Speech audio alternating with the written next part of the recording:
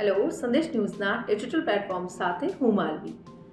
હું ને આપણે બધા જ ડિજિટલ પેમેન્ટ કરતા હોઈએ છીએ, જેમ કે GPay, PhonePe, Paytm, debit card, credit card યા તો પછી QR કોડ સ્કેન કરીને પણ આપણે ડિજિટલી રીતે પેમેન્ટ કરતા હોઈએ છીએ.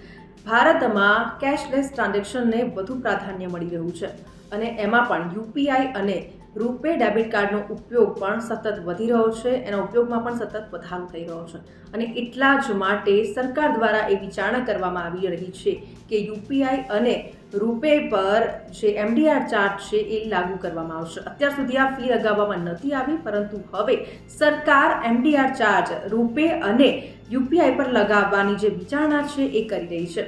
હવે સવાલ એ થાય કે આ MDR એટલે શું? MDR એટલે કે મર્ચન્ટ ડિસ્કાઉન્ટ રેટ, જે દુકાનદાર તેની બેંકને જે ઓનલાઈન પ્રોસેસ છે એના માટે ચૂકવે છે. તો આ રેટ એ દુકાનદારે ચૂકવવાનો હોય છે, જે ફીસ લાગુ કરવામાં આવશે. હવે આમ સવાલ થાય કે MDR શું કામ ફરીથી આ ફીસ શું કામ ચાર્જ ચૂકવવાનું? સરકાર શા માટે આના માટે વિચારણા કરી રહી છે?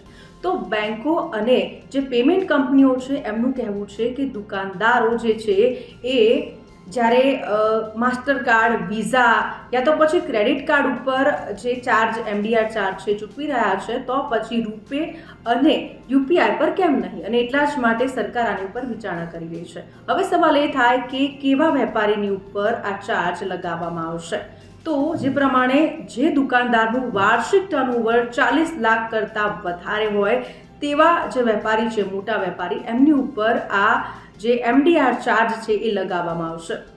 નાના વેપારી ઉપર પણ ચાર્જ લાગી શકે છે. એના માટે સરકાર દ્વારા ટાયર સિસ્ટમ લાગુ કરવામાં આવી શકે છે. એનો સીધો અર્થ એ થાય છે કે મોટા વેપારી પાસેથી વધુ ફી વસૂલવામાં આવશે અને જે નાના વેપારી છે એમની પાસેથી ઓછી ફી અથવા તો પછી કોઈ ફી વસૂલવામાં નહીં આવે.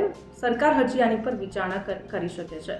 એટલે હવે જે પેમેન્ટ કરવું છે એ મોંઘું પડી શકે છે, કારણ કે દુકાનદારે એનો જે ચાર્જ છે એ બેંકને ચૂકવવો પડશે. તો આવા જ ઇન્ફોર્મેટિવ વિડીયોઝ જોવા માટે સંદેશ ન્યૂઝના ડિજિટલ પ્લેટફોર્મ સાથે જોડાયેલા રહો.